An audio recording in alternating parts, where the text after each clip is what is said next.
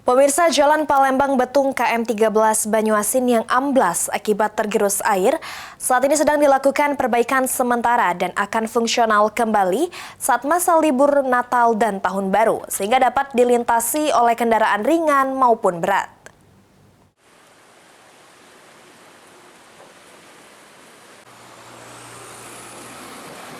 Kerusakan Jalan Palembang Betung KM 13 Banyuasin sudah ditanggulangi oleh pihak Balai Jalan Kementerian PUPR dengan melakukan perbaikan sementara di lokasi jalan amblas maupun di titik jalan yang masih bagus dipasang plat yang tujuannya agar beban kendaraan yang melintas dapat terbagi.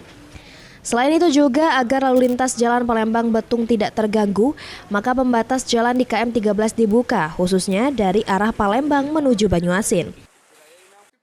Dengan perbaikan sementara yang dilakukan, Jalan Palembang Betung di KM 13 Banyuasin yang amblas bisa kembali fungsional dan dapat dilintasi oleh kendaraan ringan maupun berat. Mobilisasi ramdor untuk mengejar jalur Natarunya agar fungsional di 4 lajur jalan kita. Lokasi yang amblas itu kita pasang ramdor sehingga nanti tetap bisa fungsional dilewati oleh kendaraan-kendaraan ringan. Sementara kendaraan berat itu lajur sebelah kanan dengan dikawal oleh flagman yang standby 24 jam.